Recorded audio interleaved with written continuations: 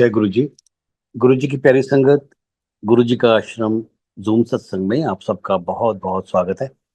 संगत जी, आइए सत्संग की शुरुआत करते हैं और सत्संग के लिए इनवाइट करते हैं सोनिया नरूला आंटी को। आंटी, आप प्लीज आएं और गुरु जी का सत्संग शेयर करें। जय गुरु जी। गुरु जी के चरणों में मेरा कोटि कोटि प्रणाम। और जूम प्लेटफॉर्म के जरिए जो संगत गुरु जी से जुड़ी है उनको जय गुरु जी। संगत जी, शुक्राना गुरु जी के लिए, लख लख शुक्राना। गुरु जी ने आज फिर एक बार मुझे चूज किया अपनी सत्संग सेवा के लिए, मुझे बहुत ब्लेस किया। इसके लिए उनका अनंतम अनंतम शुक्राना। संगत जी, आज जब गुरु जी ने ये मुझे सत्संग सेवा बख्शी, उस टाइम मैं सत्संग में ही बैठी हुई थी और गुरुजी से पूरी तरह से कनेक्टेड थी। गुरुजी ने इतना ब्लेस किया हुआ था। और जब वैसे क्या होता है, मैं सत्संग में कभी भी अपना फोन नहीं ऑन रखती, मैं उसको म्यूट पे डाल देती हूँ, जैसे कि गुरुजी का हुक्म है या वो फ्लाइट मोड पे रहता है। आज बाय मिस्टेक मेरे से वो फोन ऐसे ऑन रह गया, तो एकदम मेरी नजर गई तो मुझे सत्संग सेवा के लिए कॉल आ रहा था। तो ये है हमारे गुरुजी, जिसको जैसे चूज करना होता है, जैसे ब्लेस करना होता है, वो वैसे ब्लेस करते हैं। संगत जी, हम सब बहुत ही सौभाग्यशाली हैं जो हमें ऐसे गुरु मिले, महाशिव। और हमें गुरु जी की महिमा करने का और सुनने का मौका गुरु जी देते हैं। ये उनके हुक्म के बिना पॉसिबल नहीं है। जैसे मैंने आज आपको अपना सत्संग पहले यही सुनाया कि ये सेवा मेरी झोली में आज कैसे आई, और उनकी हुक्म से ही हम मैं महिमा कर सकता है कोई भी इंसान, और कोई सुन सकता है। ये उनकी दया से ही पॉसिबल होता है, ऐसे नहीं पॉसिबल होता। गुरुजी कहते हैं कि सत्संग करने वाले दा भी कल्याण ते सुनने वाले दा भी कल्याण। अब गुरुजी की आज्ञा से, गुरुजी की ब्लेसिंग से मैं अपना जर्नी जो गुरुजी के साथ है, इस जो मेरी जन्म की रही, मैं शेयर करती हूँ संगत जी। मैं अपनी सत्संग को 3 से 4 से 5 पार्ट्स में बांटूंगी। मेरी लाइफ जो है गुरुजी की ब्लेस की हुई है। मेरा श्वास श्वास जो है गुरुजी ने मुझे ब्लेस किया है। गुरुजी ने मुझे एक बार लाइफ ब्लेस नहीं करी, गुरुजी ने मुझे 2-3 बार लाइफ ब्लेस करी है।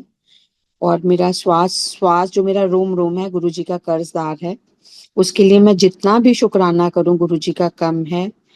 वो हर पल, हर औखी घड़ी में मेरे साथ रहे हैं। मैंने उनका हाथ छोड़ दिया हो, लेकिन उन्होंने मेरा हाथ, मेरा साथ कभी कभी नहीं छोड़ा।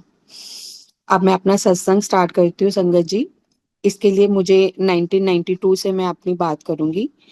1992 में मेरी मैरिज हुई थी एक बहुत अच्छी रेपुटेड सिख फैमिली में। मैं सिख फैमिली से बिलोंग करती हूँ। और हमारा बहुत स्ट्रॉन्ग बिलीफ रहा गुरु ग्रंथ साहब जी में। और बहुत पाठ पूजा वाला था, मतलब स्पिरिचुअल थी मेरी फैमिली। पेरेंट्स वाली भी, इन लॉज वाली भी, सारा सब ठीक चल रहा था। शादी अच्छी फैमिली में हुई, सब था। 1992 में मेरी मैरिज हुई सितंबर में, लेकिन 1992 दिसंबर में मेरी तबीयत खराब रहने लगी। जबकि ऐसा कोई दिक्कत नहीं था, मैं बहुत हेल्दी थी, बहुत फिट थी। अपनी शादी के टाइम कोई ऐसे कोई मुझे कोई हेल्थ इश्यूज नहीं थे। लेकिन तबीयत को जो खराब हुई, मेरा जो प्रॉब्लम शुरू हुई, इनडाइजेशन से शुरू हुई। मुझे इनडाइजेशन शुरू हुआ तो लगा जैसे डायरिया, नॉर्मल कोई स्टमक इन्फेक्शन रहा होगा या जो भी था। हमने नॉर्मल फिजिशियन के पास गए, मेडिसिन ली, दैट्स इट। 5 दिन का उसने कोर्स दिया कि कोई इन्फेक्शन हो गया, कुछ गलत खाया पिया गया होगा, लेकिन वो डायरिया नहीं रुका। फिर दोबारा से उसने एंटीबायोटिक का कोर्स दिया। इस तरह से करते करते महीना 2 महीने बीत गए, लेकिन मुझे कोई फर्क नहीं पड़ रहा था। डायरिया मतलब रहता ही था मुझे, एक बहुत ज्यादा सिवियर डायरिया था। इतने में जब नहीं कोई फर्क पड़ा तो मेरी फैमिली मुझे गंगाराम के सीनियर गेस्ट्रो के पास ले गई कि क्या दिक्कत आ रही है। मेरे सारे टेस्ट हुए, क्लोनोस्कोपी तक हुई, लेकिन उसमें मुझे कोई भी ऐसी बीमारी नहीं आई। लेकिन जो उसमें सबसे स्ट्रेंज पॉइंट आया कि मेरा HB 6 ग्राम तक गिर गया था, जबकि वो उससे पहले बिल्कुल ठीक था। और वेट तो गिरना ही था क्योंकि मुझे डायरिया था। और HB गिरने का कोई ऐसा रीजन नहीं समझ आ रहा था, क्योंकि मुझे कहीं कोई ब्लीडिंग या कुछ ऐसी दिक्कत नहीं थी। वो दिन जाए, ये दिन जाए, डॉक्टर्स का और मेरा एक अटूट नाता सा बन गया। कि मुझे हर टाइम वो एंटीबायोटिक ये वो सब लेना पड़ता था, लेकिन कोई भी मुझे दवाई असर नहीं कर रही थी। कारण क्या था ये मैं नहीं समझ पा रही थी, क्यों था बिल्कुल नहीं समझ आ रहा था। लाइफ ऐसे ही चलती जा रही थी, day by day strong antibiotics, पहले माइल्ड फिर स्ट्रॉन्ग। उसके बाद जब डॉक्टर्स को कुछ नहीं समझ आया तो उन्होंने बोल दिया कि आपको कुछ मेंटली स्ट्रेस है, और उसने उस बीमारी को आईबीएस का नाम दे दिया। ठीक है, जबकि ऐसा कुछ था नहीं। अब धीरे धीरे क्या हुआ, हेल्थ इश्यूज से स्टार्ट हुई जो बात, तो अब वो फैमिली इश्यूज शुरू हो गए। हमारी जॉइंट फैमिली थी इन लॉज की, और वो प्रॉब्लम्स कम होने की बजाय डे बाय डे मल्टीप्लाई हो रहे थे। तब तक मेरा कोई इश्यू नहीं था, और बीमारी के साथ साथ परिवार में झगड़े कलेश, कुछ प्रॉपर्टीज को लेके इश्यूज, कुछ जॉइंट फैमिलीज थी। एक टाइम में मेरे फादर इन लॉ ने अपनी सारी प्रॉपर्टी अपने ब्रदर के नाम कर दी थी, जो मेरे चाचा ससुर थे। कुछ समझ नहीं आ रहा था, धीरे धीरे ऐसे करते 2-3 साल बोल के 1992 से जर्नी, अब हम आ गए 1995 में, सब वैसे ही चल रहा था।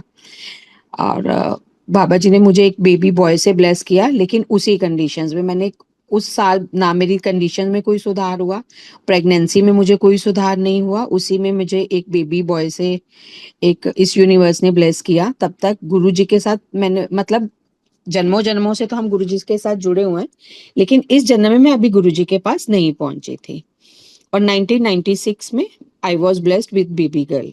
अब मेरी फैमिली कंप्लीट थी, लेकिन वही बात है, जो इश्यूज चल रहे थे वो भी धीरे धीरे बढ़ रहे थे, क्योंकि अब बच्चे थे, उनकी रिस्पॉन्सिबिलिटी थी, फैमिली बड़ी हो गई थी।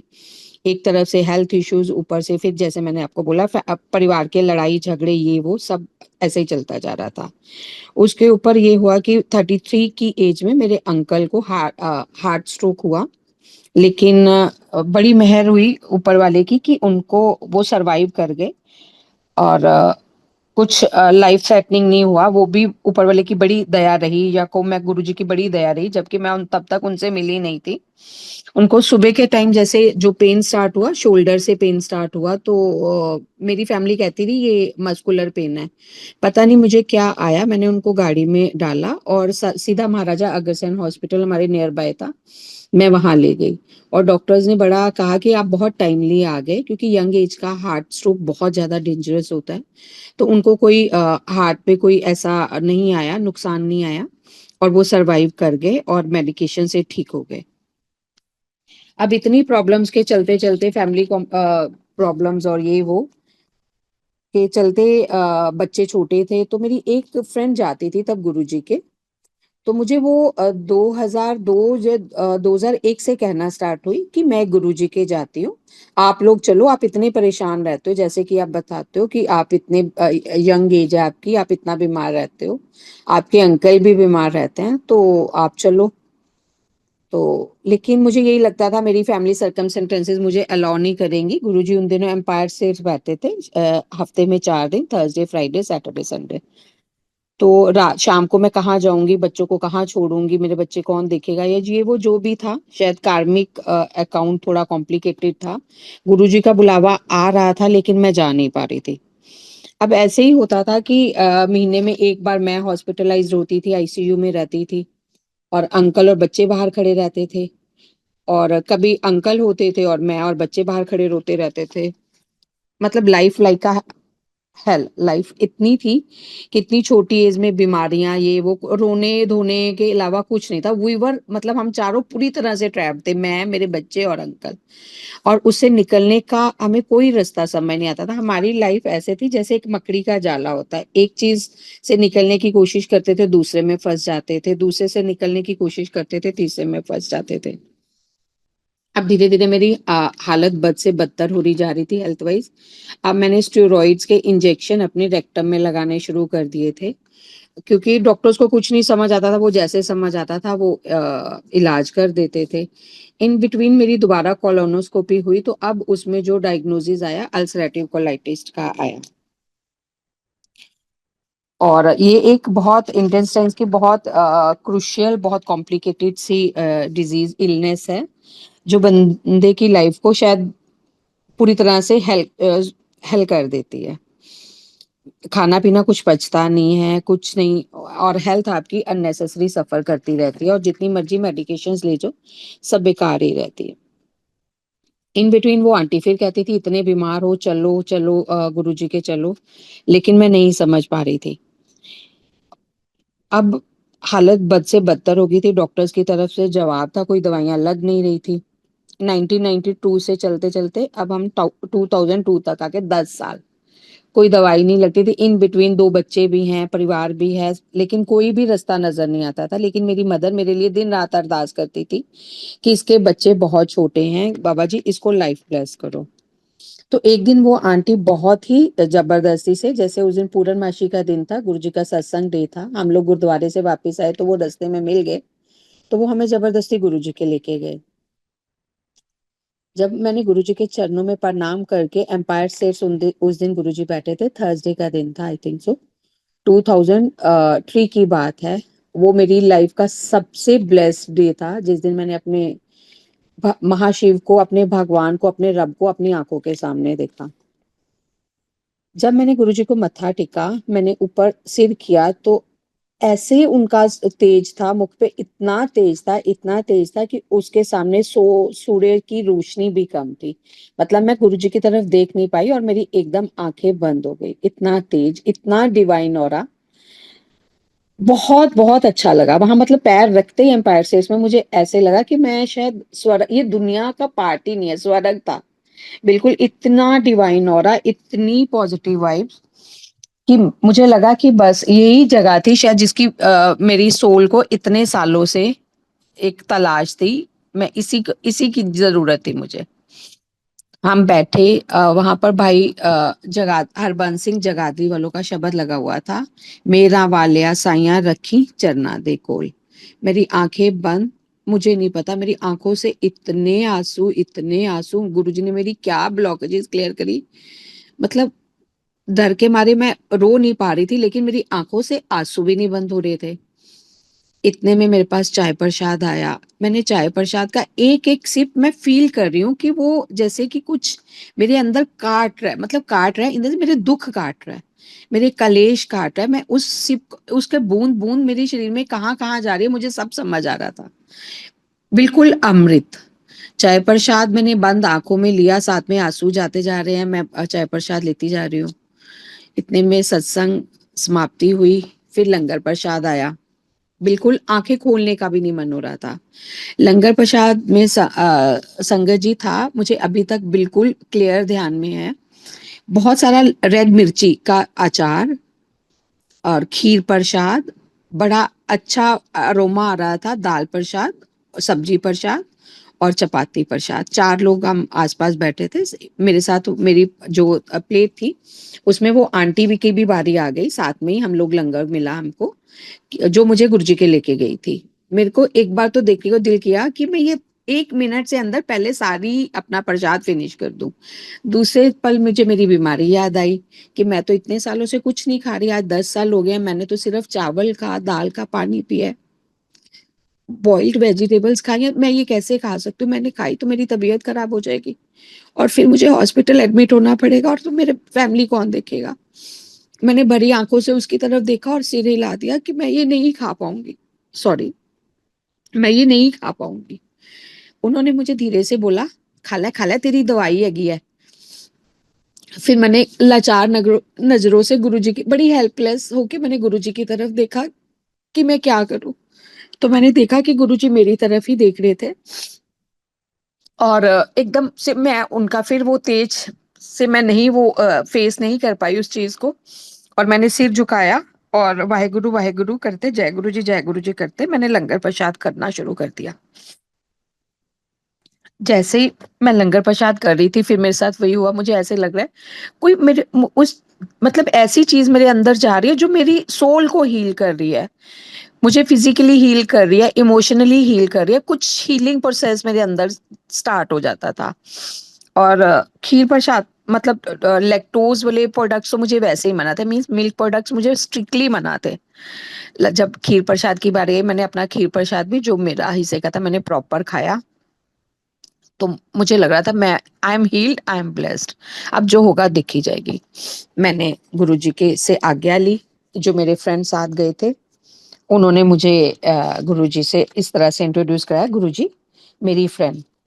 गुरुजी ने मेरे तरफ बड़े ही मतलब उससे देखा और कहा जाके ले आन किता तेरी फ्रेंड दा भी।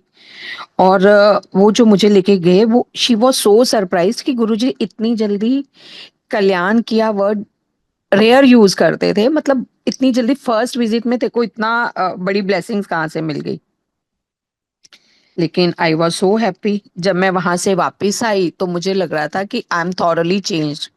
मैं बहुत पॉजिटिव थी लाइफ के लिए, मेरा बहुत ज्यादा मतलब एक अपने आप को पॉजिटिव फील कर रही थी और मुझे अपना बड़ा पॉजिटिव, मुझे ऐसे लग रहा था कि मेरे जन्मों जन्मों की मैल ही धुल गई है, मेरी तो सोल ही चेंज हो गई है।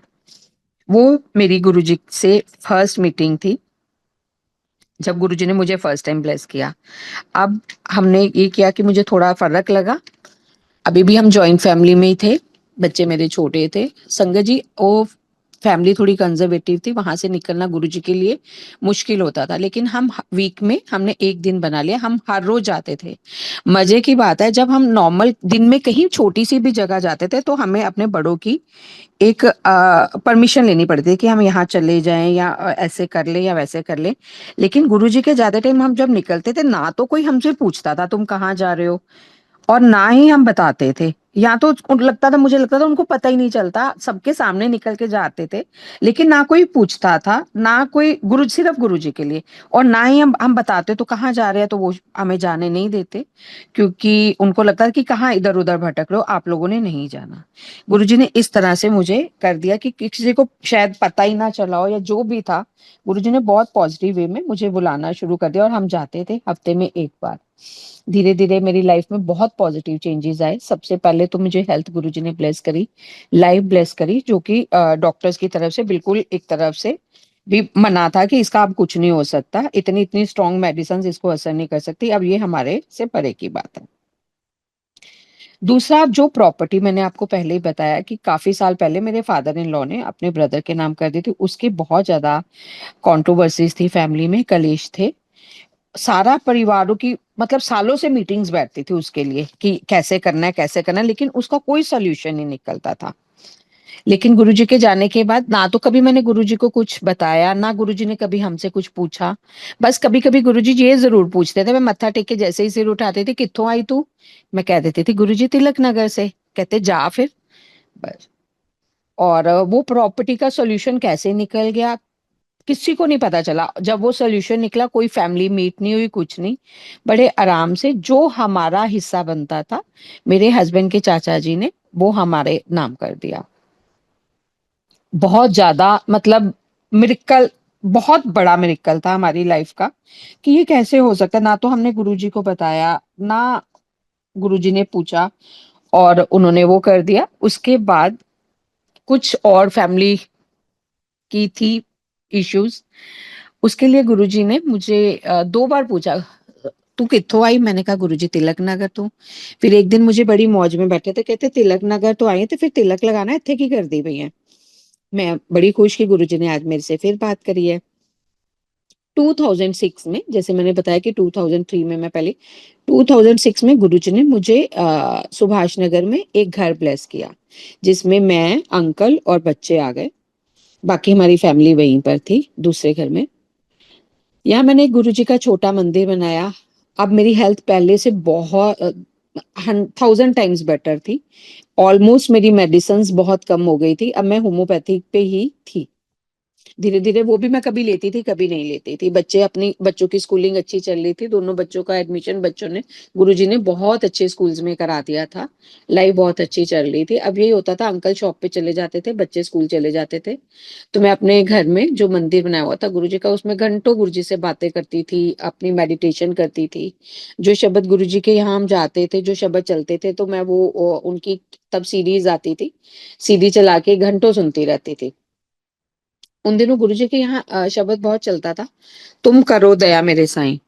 तो एक बार मैं मंदिर में वो शब्द लगा के बैठी हुई थी, तो एकदम से मुझे लगा घर में कोई भी नहीं था, बेल्स मैं ऑफ करवा देती थी, मैंने स्पेशल बेल्स के साथ एक स्विच लगाया हुआ था, जब हमें वो बेल ऑफ करनी होती थी मैं उसको ऑफ करके अपना गुरुजी का सत्संग सुनती रहती थी।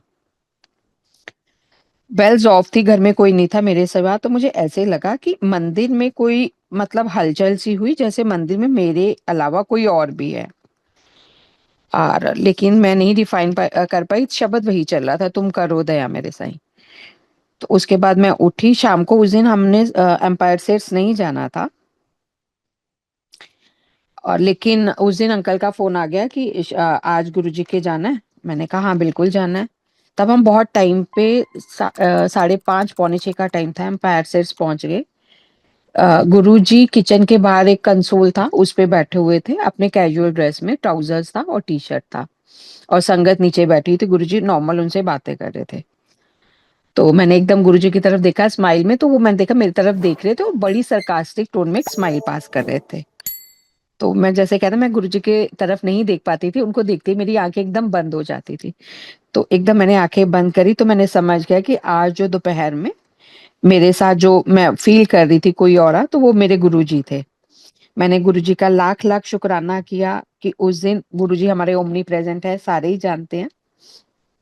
तो गुरुजी ने उस दिन शायद मंदिर में आके मेरी कोई अरदास परवान की, मुझे ब्लेस किया, और बहुत बहुत अच्छी लाइफ चलने लगी गुरुजी की दया से। सब कुछ बढ़िया था, बच्चे अच्छा पढ़ रहे थे, मैं ठीक थी, अंकल की तबीयत ठीक थी, और सब अच्छा चलता जा रहा था। अब मैं अपने बेटे के सत्संग शेयर करूंगी। मेरा बेटा बाय चाइल्डहुड जब उसको हुआ तो वो अस्थमेटिक था, मतलब 1995-96 का उसका बॉर्न था। तो हम गुरुजी के पास आए 2023 में। उससे पहले उसका हर चेंजिंग वेदर बहुत बहुत ज्यादा क्रिटिकल हो जाता था हमारे लिए, हम डॉक्टर्स के पास ही भागते रह जाते थे, कभी उसको आईसीयू में कराना पड़ता था, कई बार कैसे कई बार कैसे। लेकिन गुरुजी से जैसे ही जुड़े हमें नहीं पता चला कि उसका जो है अस्थमा कहाँ चला गया, जबकि इतना पेंडेमिक भी आया, हम उसको इतना नेबुलाइजर स्टेरॉइड्स एंटीबायोटिक्स देते थे, लेकिन वो गुरुजी से जुड़ने के बाद वो धीरे धीरे अपने आप ही क्योर हो गया विदाउट एनी मेडिसिन। ये बात हमने बड़े टाइम बाद नोट करी कि इसका तो टचवुड अब तो वो ऐसी वो प्रॉब्लम होती नहीं है जो इसको बाय बर्थ थी, और गुरुजी ने उसको हेल्थ ब्लेस करी, और उसके लिए बहुत बहुत शुक्राना। अब और जबकि पैंडेमिक भी आया, जिस बच्चे के लंग्स इतने वीक हों चाहे उसको होता है, लेकिन उसको उसमें भी पैंडेमिक में कोविड में भी उसको इस तरह से कुछ नहीं हुआ, जबकि डॉक्टर्स ने उसकी कंडीशंस देखते बोल दिया था कि इसको लाइफ लॉन्ग इनहेलर यूज करना पड़ेगा, ये डिजीज इसके जैसे जैसे ये बड़ा होगा एग्रीवेट होएगी। लेकिन गुरुजी की दया से गुरुजी ने उससे भी मेरा पीछा छुड़ा दिया। थैंक यू गुरुजी। और गुरुजी की दया से मेरा बेटा ने को बहुत प्रेस्टिजियस डिग्री मिली, लॉ की डिग्री उसने ली, अपने करियर में सेट रहा। लेकिन ये मार्च 2006 की मैं एक बात बताऊंगी कि मैं अपनी फ्रेंड के साथ एक एस्ट्रोलॉजर के पास गई, लेकिन वो मेरी बहुत बड़ी गलती थी, जबकि हमारे गुरुजी मना करते हैं। मुझे अपना कुछ नहीं पूछना था, बेसिकली उसको अपना कुछ पूछना था, तो मैं भी चली गई। तो उसने जैसे ही मेरे से उसकी डेट ऑफ बर्थ पूछी, जो मेरी डेट ऑफ बर्थ पूछी सॉरी, तो उसने कहा आपका एक बेटा एक बेटी है। मैंने कहा हाँ। कहता आपके बेटे की एज 13 ईयर्स है। मेरे मतलब मुझे ऐसे लगा कि मेरा तो जैसे दिमाग ही फट जाएगा, गूज बम्प्स मुझे आ गए, मैं बड़ी डर से शिवरिंग करने लगी। घर आई, मैंने उसी दिन शाम को सत्संग डे था, गुरुजी के पास गई। बात तो हम नहीं करते थे, गुरुजी सब जाने जानते। बस मैंने उनसे ये अरदास लगानी शुरू कर दी, गुरुजी गलती तो मेरे से हुई है वहां जाके, लेकिन अगर कोई भी ऐसी बात है तो मेरे बेटे को लाइफ ब्लेस करो। अगर उस कोई भी ऐसी चीज है तो वो प्लीज वो मेरे पे ले आओ, मुझे जो आपने लाइफ ब्लेस करी है वो ले लो, लेकिन इसको ठीक कर दो। तो गुरुजी ने उस दिन मैं जब प्रेयर करके उठी तो हम आज्ञा लेने गए, गुरुजी ने एक सिल्वर की चेन में एक सिल्वर के लॉकेट मुझे दिया, जिसमें गुरुजी का स्वरूप लगा हुआ था। वो ब्लेस मुझे हुआ, मैं घर आ गई। तो घर रास्ते में मुझे जैसे ऐसे लगा कि जैसे गुरुजी मुझे कह रहे हैं कि ये उसको पहना देना। मैंने घर आके वो लॉकेट उसको दे दिया, लेकिन फिर भी जब भी हम गुरुजी के जाते थे मैं यही अरदास करती थी। अब ये बात थी 2006 की, ऐसे चलते चलते काफी टाइम निकल गया गुरुजी। अब आ गया 2007, जिस साल गुरुजी ने महासमाधि ली थी 31 मई को, उससे जस्ट 5 दिन पहले की बात है। हम गुरुजी के गए, 26 मई था 2007, सैटरडे का दिन था वो। बच्चों के स्कूल की वेकेशंस थी और गुरुजी के पास बहुत रश था। दरबार में बिल्कुल जगह नहीं मिली, तो हम वेरांडा में बैठ गए, एम्पायर स्टेट के जो बाहर है। तो काफी देर गुरुजी ने बिठाए रखा। उस दिन समाजवादी पार्टी के लीडर्स अमर सिंह भी गुरुजी के पास आए थे। गुरुजी ने, उनको भी कुछ डिजीज थी, गुरुजी ने उनको ब्लेस किया था। और जब हम आज्ञा लेके आए, घर वापस आए, तो मेरे बच्चे अपने नानी हाउस रुक गए, मेरी सिस्टर आई हुई थी उनके पास। मेरा बेटे कभी भी ऐसा नहीं हुआ जैसे मैं आगे आपको बताने जा रही हूँ। एक रात को वो सोते सोते 1:30-2 बजे के करीब उठ गया और बड़ी तेज तेज चीख के रोने लगा, गुरुजी मुझे बचाओ, गुरुजी मुझे बचाओ, गुरुजी मुझे बचाओ। मेरी सिस्टर ने उसको जोर से हिलाया, वो नींद में था।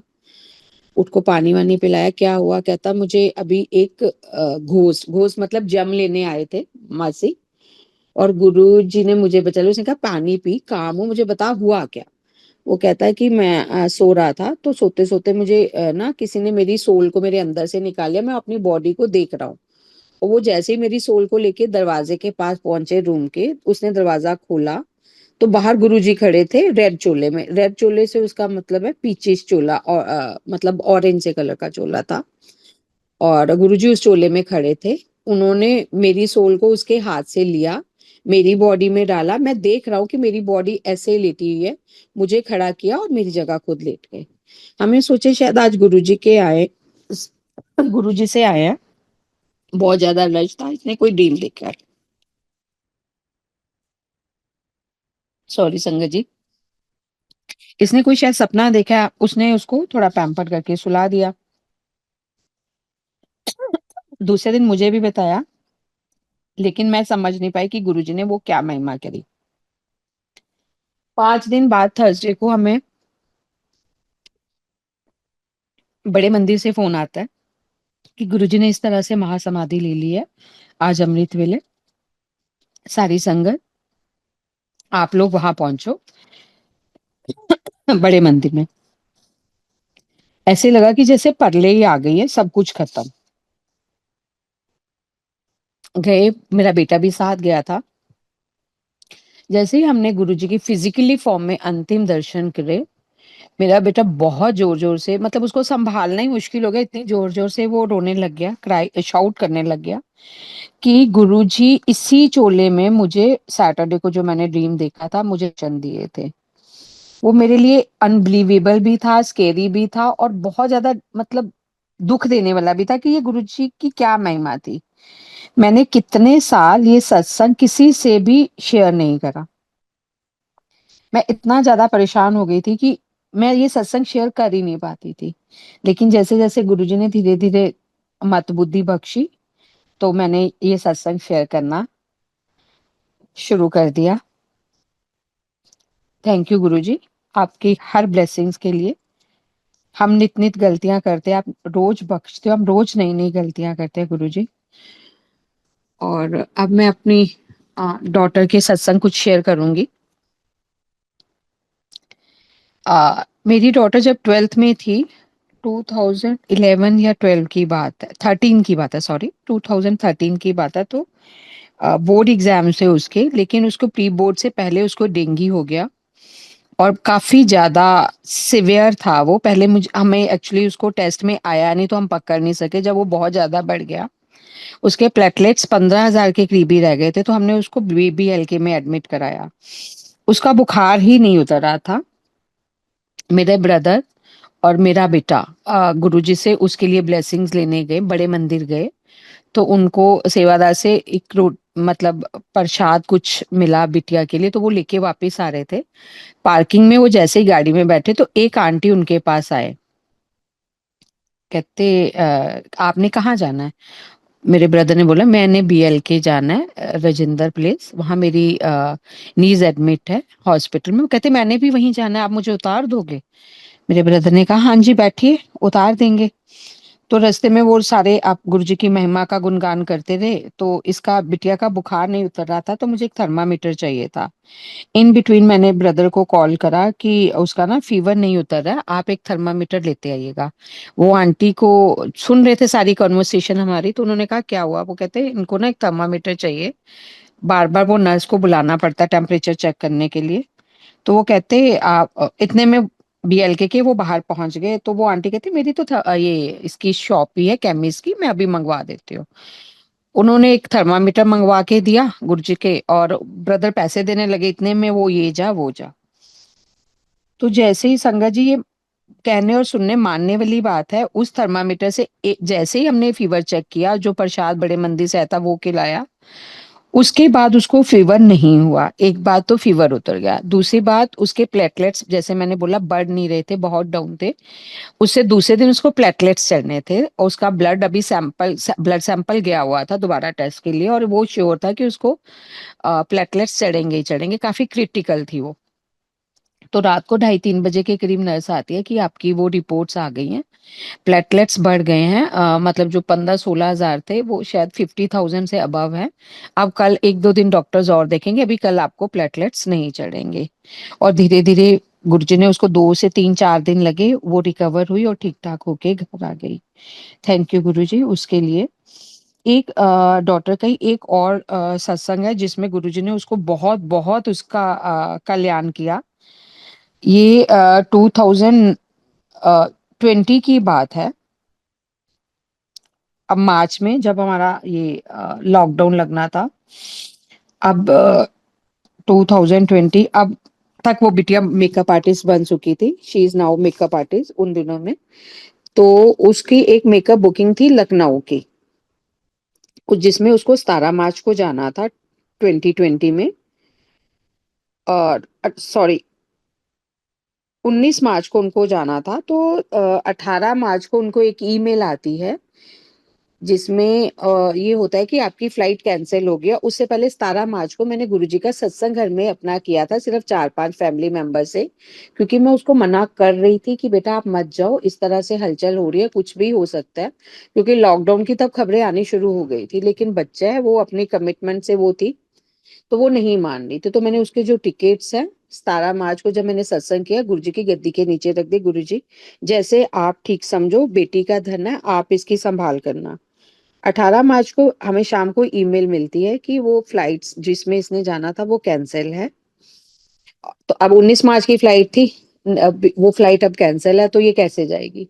से बड़ी कोशिश की, मुझे कोई बाय रोड चली जाऊं, बाय ट्रेन चली जाऊं, बाय बस चली जाऊं, लेकिन कुछ भी गुरुजी ने इसको निकलने नहीं दिया। 20 मार्च को, अगर सबको याद हो, लखनऊ में कनिका कपूर का कोई केस हुआ था, जिससे के बाद पूरा यूपी में फर्स्ट लॉकडाउन लगा। उसके बाद 2 से ढाई महीने के लिए पूरी कंट्री में लॉकडाउन हो गया था। अगर ये चली जाती तो संगत जी बहुत से भी बहुत मुश्किल था सर्वाइवल। इस तरह से गुरुजी ने इसको वहां से भी बचाया, वहां पे भी मेरी लाज रखी। एक और सत्संग है, मेरी डॉटर तब भी मेकअप के लिए गई हुई थी, और इसकी कैब से ये लोग गए थे। वापसी पे वो बड़ी आइसोलेटेड सी जगह थी, वापसी पे इसकी कोई भी कैब बुक नहीं हो रही थी। इसके साथ टीम में 2 लड़कियां और थी, मतलब ये लोग 3 लड़कियां थी। तो सर्दी के तब वो दिन थे, 21-22 की बात है ये, 2021 या 22 की बात है। तो मुझे इसका कॉल आता है, मम्मा यहाँ पे कोई भी कैब नहीं आ पा रही है, मैं कोई भी कैब बुक करा रही हूँ, एक तो उसको ये जगह ही नहीं मिल रही है, 2-3 कैब्स कैंसिल हो चुकी हैं। तब तक रात के 9 भी बज गए थे, और यहाँ आसपास सारा अंधेरा अंधेरा है। जिनके यहाँ मैरिज थी वो लोग भी अब मतलब अपने घर से वेन्यू की तरफ जा रहे हैं। तो बड़ा अजीब सी मेरे साथ हो गया, मैंने गुरुजी के स्वरूप के सामने रोक के अरदास किया, मैं क्या गुरुजी प्लीज कुछ करो, बच्ची है, ऐसे कैसे मैनेज होगा? तो इतने में जो मुझे मेरी बेटी ने वापस आके बताया, एक ऑटो इनके पास आके रुका, उसमें एक सरदार जी थे और उनकी वाइफ थी। उन्होंने कहा बेटा ये तो ठीक नहीं, आप यहाँ क्यों खड़े हो? उसने कहा मेरी कैब बुक कराई थी, हम उस घर से भी थोड़ी दूर आ गए हैं, कैब वाले, लेकिन हम और कैब वाले मैच नहीं हो पा रहे हैं। वो कहते यहाँ इस टाइम खड़े होना ठीक नहीं है, आप लोग यहाँ बैठो, मैं आपको छोड़ देता हूँ। उन्होंने, सरदार जी ने सिर्फ इतना पूछा, मैं तानू छੱਡ देना वा, तुसी कित्थे जाना है? मेरी बिटिया ने सिर्फ इतना बोला, पश्चिम विहार। उन्होंने ऑटो में बिठाया, उन्होंने बच्चों की वैनिटी जो सामान था वो भी खुद रखा, बच्चे थोड़ा टाइट टाइट होके बैठ गए और उन्होंने ऑटो बिल्कुल घर के बाहर आके रोका, इसकी वैनिटीज उतारी और ये पैसे देने लगे तो उन्होंने पैसे भी नहीं लिए, कहते नहीं नहीं बच्चे को पैसे नहीं ले दे और चले गए। जब घर आई तब वो इतनी घबराई थी, तब तो उसको समझ में नहीं आया। घर आके उसने गुरुजी का जैसे ही शुक्राना किया, कहती मम्मा उन अंकल को मैंने अपने घर का एड्रेस तो बताया ही नहीं, मैंने रास्ता भी नहीं बताया, मैंने उनको लोकेशन भी नहीं बताई, उनको कैसे पता है कि मेरा घर ये है, मैं यहाँ रहती हूँ। उस बात का मेरे पास कोई जवाब नहीं था। ये तो या तो गुरुजी जानते हैं, उनकी महिमा वही जाने, इसका मेरे पास या मेरी फैमिली के पास कोई भी जवाब नहीं था। Thank you Guruji, each and everything. अब संगत जी, मैं अपने जो मेरे रिसेंट सत्संग रहे 2024 में, जिसे गुरुजी ने मुझे, मैंने जैसे बोला कि मुझे लोगों को तो पता नहीं, माँ तो एक बार जन्म देती है, लेकिन गुरुजी ने मुझे मेरी लाइफ 2 बार ब्लेस करी। 2024 में जब मैं, अब पहले जो डिजीज कोलाइटिस की आपको मैंने बताई, उससे मैं बिल्कुल बाहर आ चुकी थी, मुझे कोई प्रॉब्लम नहीं थी, मैं कोई मेडिकेशन नहीं कर रही थी, कोई कुछ नहीं, और मैं बिल्कुल नॉर्मल लाइफ जी रही थी, अपना काम भी करती, सब कुछ जैसे नॉर्मल एक इंसान जीता उससे भी अच्छे से। एक दिन रात को मैं सोई तो सुबह उठी तो मेरी तो सुबह थोड़ी तबीयत खराब थी। 31 जनवरी की बात कर रही हूँ, 2024 की। उससे पहले 1 जनवरी 2024 में गुरुजी ने का सत्संग हुआ, गुरुजी में ने उसमें बहुत सारी ब्लेसिंग मुझे दी। और 23 में मेरी बेटी भी एंगेज थी, जिसकी हमने शादी 2024 में करनी थी। 31 जनवरी को मेरे को थोड़ा फीवर हुआ और फिर वही डायरिया वाली प्रॉब्लम, स्टमक इन्फेक्शन लग रहा था, लेकिन वो धीरे धीरे डायरिया बढ़ता रहा, फीवर भी बहुत तेज था और स्टमक एक भी बहुत ज्यादा था। जब मुझे हॉस्पिटलाइज कराया गया तो मेरी मेडिकल हिस्ट्री को देखते हुए डॉक्टर्स ने बोल दिया कि ये इतने टाइम से मेडिसिन नहीं ले रहे हैं, कोलाइटिस के ये पेशेंट हैं, इनकी क्लोनोस्कोपी करनी पड़ेगी और अब आप किसी भी चीज के लिए तैयार रहना, क्योंकि आपने बहुत ज्यादा लापरवाही करी है। लेकिन अभी मेरी हेल्थ बहुत ज्यादा वीक थी और क्लोनोस्कोपी के लिए अलाउ नहीं कर रही थी। मुझे निकला टाइफाइड, ब्लड टेस्ट के बाद टाइफाइड डायग्नोज हुआ। 28 जनवरी से लेके 31 मार्च तक की मेरी जर्नी फिर बहुत ज्यादा पेनफुल रही, लेकिन गुरुजी पे विश्वास 0.1% भी मैंने नहीं छोड़ा। मुझे था कि गुरुजी कुछ ना कुछ जो भी कर रहे हैं बहुत अच्छा कर रहे हैं, कोई बहुत बड़ा था कष्ट जिसको वो छोटे छोटे पार्ट्स में काट रहे हैं। नाम सिमरन मेरा पूरा था। गुरुजी ने मुझे कुछ सत्संग सेवा दी हुई है, इतनी बीमारी में, पेन में भी, कब आज 10 साल हो गए हैं। 2016 में गुरुजी ने ये सेवा मुझे ब्लेस करी थी और 2024 आज 25 में मैंने बोला, जब मैं ये सेवा आई तो मैं सत्संग सेवा में ही थी, ये वही सेवा है। तो गुरुजी मुझे कभी भी वो स्किप नहीं करने देते, जितनी मर्जी बीमार हूं वो मुझे हिम्मत देते हैं। तो वो सब साथ साथ चल रहा था। मुझे था कोई परीक्षा का दौर है, खत्म हो जाएगा। और लेकिन मेरी हालत इतनी खराब थी कि डॉक्टर्स फाइंड भी नहीं कर पा रहे थे कि जो कोलाइटिस है या वो किस स्टेज तक चला गया है क्या नहीं, कुछ भी समझ नहीं आ रहा था। 1 अप्रैल 2024 को मैं अपनी मेडिकेशन के लिए और क्लोनोस्कोपी डेट के लिए मायूस से डॉक्टर के पास बैठी हुई थी। उसी दिन बड़े मंदिर से मुझे यही सेम सत्संग सेवा ब्लेस हुई, मुझे कॉल आया, लेकिन वहां बहुत पुअर सिग्नल थे, मुझे पता नहीं चला। जब मैं बाहर आई तो मैंने देखा कि ये गुरुजी के आश्रम से मुझे कॉल आया हुआ है।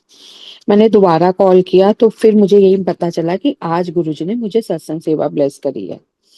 ये मेरे लिए बहुत प्लेजेंट सरप्राइज था कि मुझे था कि अब तो जरूर कुछ अच्छा होगा, मैं ठीक हो जाऊंगी, गुरुजी ने मुझे इतना ब्लेस किया है। तो उस दिन जब मैंने अपनी सत्संग जर्नी और ये सारी जर्नी गुरुजी के साथ शेयर करी, संगत के साथ, तो मैंने यही कहा था कि गुरुजी कुछ ना कुछ बड़ी बीमारियों को छोटी छोटी बीमारी में बदल रहे हैं। तब मेरी क्लोनोस्कोपी नहीं हुई थी और मैंने अपना सत्संग उस होल्ड पे डाल दिया कि अब जो गुरुजी करेंगे बेटर करेंगे। और सब कुछ गुरुजी पे छोड़ के मैं निश्चिंत हो गई। लेकिन मैंने जैसे बोला कि हमारे कार्मिक अकाउंट्स बहुत ज्यादा कॉम्प्लिकेटेड हो जाता है कई बार। उसके बाद ये मेरी 3 से 4 बार मैं फिर हॉस्पिटलाइज्ड हुई। मेरी बेटी की जो थी शादी 20th of July की फिक्स हो गई थी, लेकिन मेरी हेल्थ ही कभी काबू ही नहीं आ रही थी। जब मेरा क्लोनोस्कोपी हुआ तो उसमें जो मेरा कोलाइटिस था 6 ग्रेड का आया, तो डॉक्टर्स बहुत हैरान थे और बहुत परेशान भी थे। उन्होंने कहा कि हम स्टेरॉइड्स देके देखेंगे, अगर फर्क पड़ गया तो ठीक है, नहीं तो बायोलॉजिकल्स। बायोलॉजिकल से भी फर्क नहीं पड़ा। उन्होंने मेरी डॉटर को बोल दिया था कि आप हर सिचुएशन के लिए प्रिपेयर है ना, कुछ भी हो सकता है, कुछ भी मतलब कुछ भी। हमारी तरफ से कोई भी गारंटी नहीं है। अगर बायोलॉजिकल्स भी ना होते तो इसके लिए एक बहुत ही ज्यादा सर्जरी, जो मेडिकल कुछ जानते होंगे तो उनको पता है, इसकी एक सर्जरी होती है जिसमें आपका कॉलोन निकाल दिया जाता है और आपका रेक्टम बंद कर दिया जाता है। उसकी जगह आपके स्टूल के लिए एक कमर से कुछ पाइप लगा के एक रास्ता निकाल दिया जाता है। ऊपर से 20 जुलाई की मेरी डॉटर की मैरिज की डेट फिक्स है।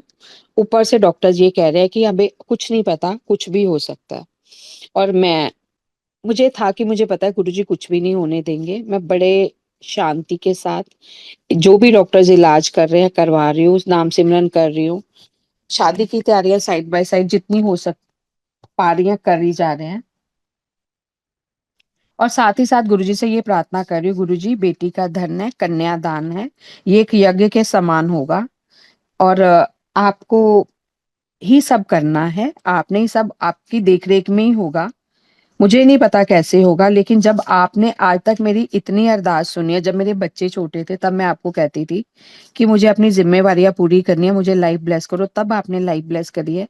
लेकिन अब आप यहाँ पर मेरा साथ नहीं छोड़ सकते। आपने इतनी बाह पकड़ी है तो मेरी आगे भी बाह पकड़ना। ये जो कन्यादान का यज्ञ है ये आपकी देखरेख में ही होगा और आप कैसे करेंगे मुझे नहीं पता। संगत जी मानेंगे, इतने मतलब जो डॉक्टर्स ने स्टेरॉइड्स दिए फर्स्ट स्टेज पे, मुझे बिल्कुल थोड़ा थोड़ा थोड़ा थोड़ा फर्क पड़ना शुरू हो गया। तो उन्होंने हमें वेट एंड वॉच वाली कंडीशंस पे छोड़ दिया कि अभी देखते हैं अगर इससे फर्क पड़ गया। काफी ज्यादा हैवी डोजेस थी उसकी। उसी डोजेस के अंदर वैसे ही जैसे 20th July 2024 को मेरी डॉटर की शादी हुई। गुरुजी की दया से शादी बहुत अच्छी हुई। हर एक गेस्ट जो वहां आया था उसने उस हॉल में उस डिवाइन एनर्जी का फ्लो फील किया कि कोई ऐसी एनर्जी है पॉजिटिव जो ये सब अपने आप कराती जा रही है। कहीं पर मुझे कोई फाइनेंशियल क्राइसिस नहीं आए, कहीं पर मुझे कोई दिक्कत नहीं आई। सब कैसे मैनेज होता रहा मुझे नहीं पता। और वो भी तब जब मैं फिर दोबारा से कुछ खा पी नहीं पा रही थी, बिना कुछ खाए पिए, मतलब जैसे भी था गुरुजी ने सब करा दिया और बहुत अच्छे से करा दिया। टचवुड। थैंक यू गुरुजी, अनंतम अनंतम अनंतम शुक्राना। ये शायद गुरुजी के जो हमें ग्रेटिट्यूड सिखा देते हैं ना, ये शायद उसी का रिजल्ट होते हैं। जब आप एक शुक्राने के भाव में आ जाते हो, किसी भी लाइफ की किसी भी दुख किसी भी तकलीफ में चले जाओ, शुक्राना करना मत भूलो। मुझे याद है जब मुझे डॉक्टर क्लोनोस्कोपी के लिए लेके जाते थे, आसपास डॉक्टर्स डिस्कस कर रहे होते थे, मतलब कॉम्प्लिकेटेड उनको बहुत ज्यादा लगता था। मैं आंखें बंद करके सिर्फ मंत्र जाप कर रही होती थी। मुझे पता था इस नरक, जैसे आगे नरक से मेरे गुरु ने मुझे निकाला था, वो इस नरक से भी निकाल लेंगे। और ये भाव भी वही देते हैं। और जब हम इस भाव को पूरी तरह से अपने अंदर एब्जॉर्व कर लेते हैं, पूरी तरह से डेडिकेटेड हो जाते हैं, तो इसके रिजल्ट्स भी, इसका फल भी वही देते हैं। तो इसका फल मुझे ये मिला कि मेरी बेटी की शादी अच्छे से हो गई। मुझे गुरुजी ने दोबारा से लाइफ ब्लेस करी, मैं दोबारा नॉर्मल लाइफ में आई। स्टेरॉइड्स पे ही मेरा जो था हीलिंग स्टार्ट हो गई। जो आगे आगे डॉक्टर इतना कुछ बताते जा रहे थे, ये बायोलॉजिकल्स पे जाना पड़ेगा, सर्जरी पे जाना पड़ेगा, गुरुजी ने वहीं पर फुल स्टॉप लगा दिया। मेरी बेटी अपने घर चली गई। Now she is happily married, family अच्छी है, बच्ची अपने घर खुश है। उसके लिए अनंतम अनंतम अनंतम शुक्राना गुरुजी का।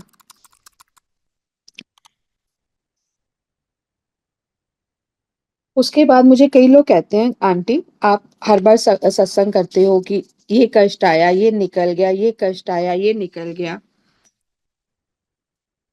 ये मतलब अगर गुरुजी ने कष्ट काटने ही होते हैं तो वो, भगवान अगर कष्ट काटने ही होते तो वो हमें कष्ट देते ही क्यों है? उस टाइम तो मेरे पास इसका कोई जवाब नहीं था। लेकिन मुझे उसका जवाब जब मैंने गुरुजी से पूछा, मैं कि गुरुजी ऐसा क्यों होता है, तो मुझे इसके दिन गुरुजी ने ये जवाब दिया कि जब आपको सुख ही सुख मिल जाएंगे तो आप भगवान को याद कैसे करोगे, आप उसको, आपकी सोल इतनी पावरफुल कैसे होगी कि आपको कभी दुख आए तो आप उसको झेल भी पाओ। तो मुझे ये समझ आ गया गुरुजी से जुड़ने का मकसद ये नहीं है कि जैसे आप चाहो वैसे हो जाए, जैसे आप मांगते जो वैसे मिलता जाए। वो मिलता उन लोगों को है जिनको गुरुजी ने भगाना होता है, मतलब उन्होंने अपने दर पे उसको शॉर्ट टाइम के लिए रखना है।